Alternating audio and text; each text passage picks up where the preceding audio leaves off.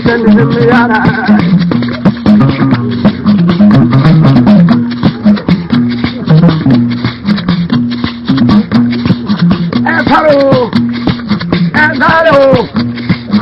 Here, Jimmy. Now, you know, something. I'm a lawyer.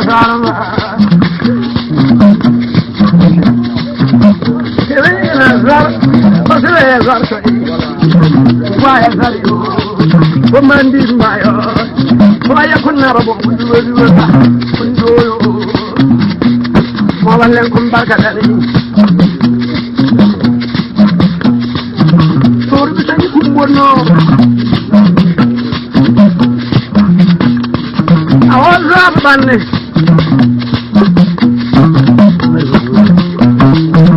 I wasn't ready to come up. Then all the morning that home, woman did by yourself. You haven't been by your Yabba Young had it weird. Mama Joe. Telling them young money. And you know,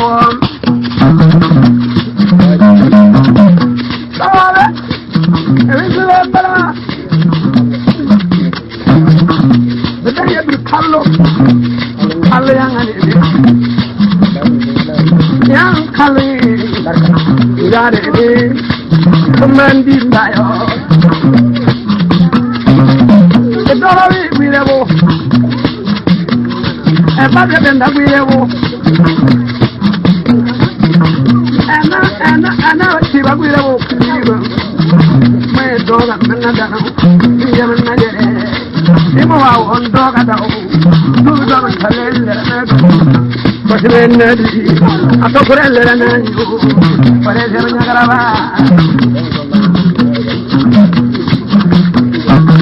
You know, them funny, they are them funny, some of them funny, some of them funny. You know, them funny, and now I'm coming for you. For the movie, so you can afford it.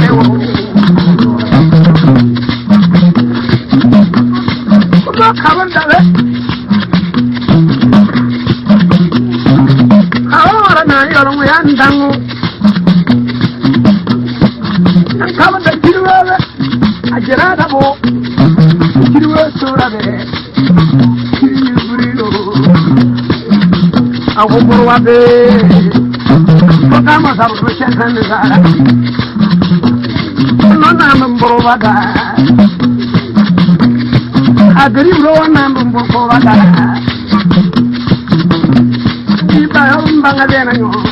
I don't quit. Keep my own walk around.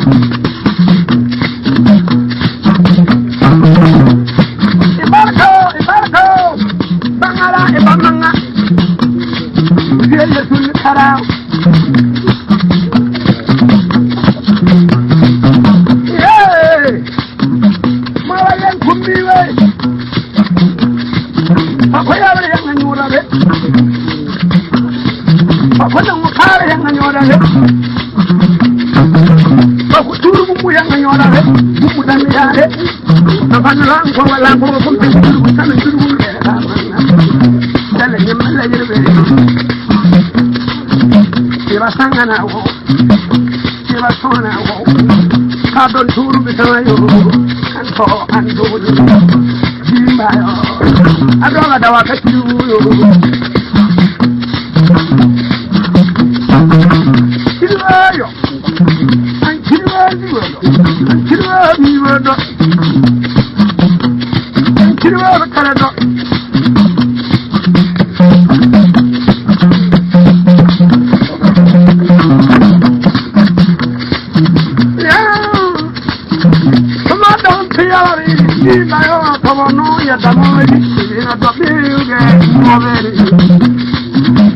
Luar kalira, kaliro yang ampun toge, tunu war punya sayang awe, liba.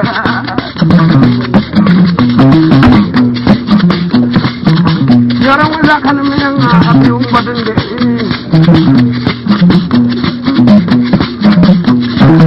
Bodona. Apa sih baju kan? Siapa yang mau kan?